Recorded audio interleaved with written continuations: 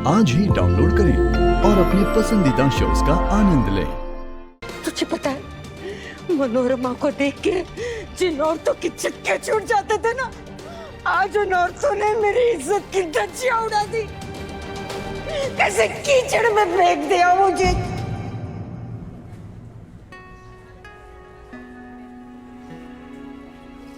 पंडित जी ये लीजिए, बस हनुमान जी को चढ़ा दीजिए, मेरी बेटी के सारे संकट टल जाए,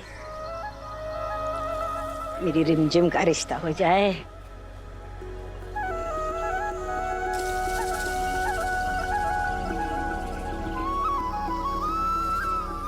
अरे देखो, मनोरमा पंडिता इन मंगल शांति की पूजा करने आई है।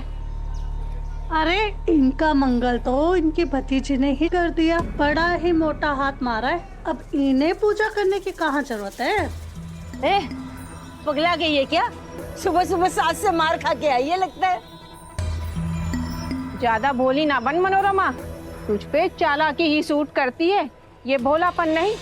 अरे अपनी बेटी को तो घर पे ही रहने दिया और भतीजी को काम पे लगा दिया। क्या बातें तो बड़े बड़े करती थी कि बेटी और भतीजी में सुई की नोक जितना भी फर्क नहीं करती, आखिर फर्क तो दिखाई दिया ना। क्या बकवास कर रही है तू? ज्यादा जुबान ना चला मनोरमा, अब तेरा सच सबके सामने आ गया है। क्या सुना है तेरी लड़की को देखने के लिए लड़के वाले आए थे, अब पैसे की जरूरत पड़ गई होगी। हमें भी ना सब समझ में आता है, पंडित जी तो कुछ खास कमाते नहीं है, इसलिए भतीजे को भेज दिया कमाने के लिए। मेरी शक्ति के बारे में कुछ भी बोली ना तो मुंह तोड़ दूंगी तेरा। एक तेरी चोटी पकड़ के ऐसे घुमाऊंगी ना कि चंद्रयान रॉकेट से पहले तू चांद पे पहुंच गई, समझी ना मुझे? बड़ी आई इज्जत वाले।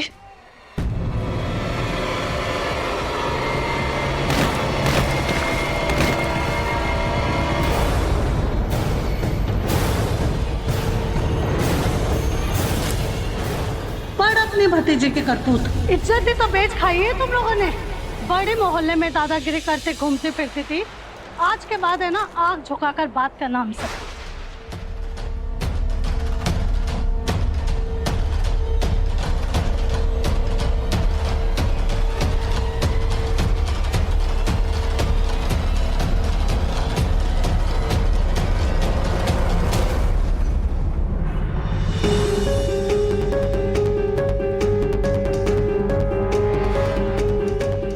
ऐसे लोगों को तो शरीफों के मोहल्ले में ही नहीं रहने देना चाहिए।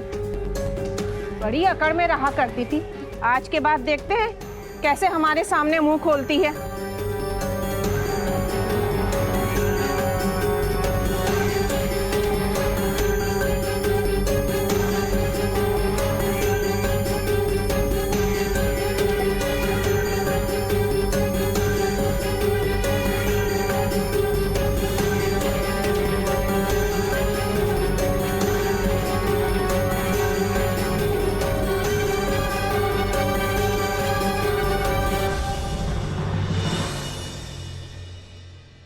तुम्हारा दिमाग खराब हो गया?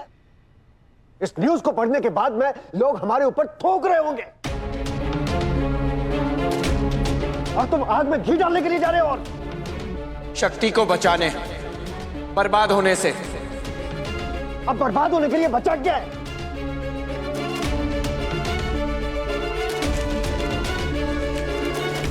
ध्यान से देखिए, सब लोग देखिए,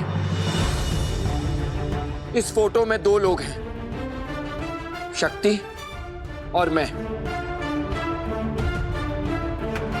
मेरी तरफ से तो आपने सफाई भी दे दी, मेरा केस भी लड़ लिया, मेरे हक में फैसला भी सुना दिया। मैं तो बोला हूं, मुझे कुछ नहीं आता, कुछ समझ नहीं आता, मुझे तो फंसाए जा रहे हैं। भग्गू माँ, इवन आप भी ऐसी बातें कर रही हैं? और शक्ति कैरेक्टरलेस, सड़क छाप, बड़े सपने, छोटी औकात, पता नहीं क्या क्या। क्यों? क्योंकि वो लड़की है। ऐसा क्यों होता है कि जब भी कोई पंगा हो, लोग लड़कों को आराम से माफ कर देते हैं, वो आराम से अपनी जिंदगी जीते हैं।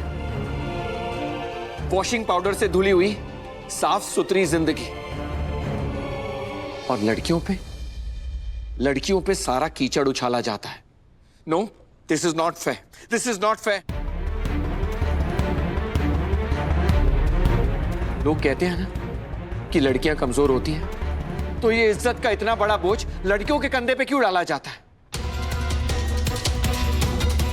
क्यों डाला जाता है? बस जरा सा बड़ा सपना क्या देख लिया, सबके लिए वो चालू और चंड बन जाती है। लड़कियों के लिए सिर्फ टैलेंट और मेहनत काम नहीं आता, उन्हें हर बार अपने कैरेक्टर का सर्टिफिकेट देना पड़ता है। जरा सी प्रॉब्लम क्या हो गई, सब लोग उंगली उठाने के लिए रेडी बैठे रहते हैं।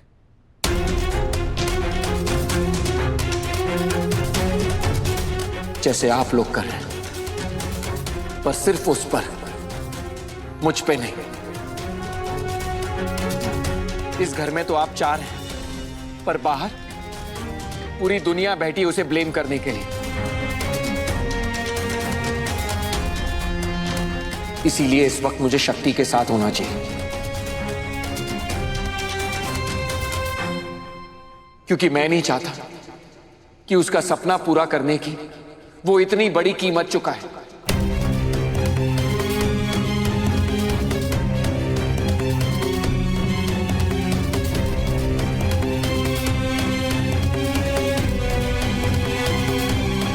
रुक जाओ शेफ, शेफ। मैं सोचती थी कि मेरी बेटी, मेरी शक्तुड़ी कितनी होशियार है, कितनी मेहनतू है, कितनी कमाई। छूना मत, मुझे छूना मत। तो पता है तेरे मुंह पे मैं कितना भी कड़वा बोलती, पर बाहर मैं सबके आगे तेरी तारीफ करती थी, कितनी मीठी मीठी बातें करती थी मैं तेरे बारे में। पर तूने तो हमें जहर का घूंट ही पिला दिया डायरेक्ट। राजू जी, ये सच्चाई नहीं है।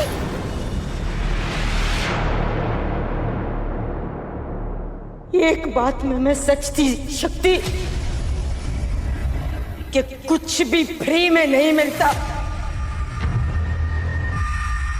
हर बात में वो टर्म और कंडीशन तो जरूर होती है, कोई ना कोई शर्त तो होती है।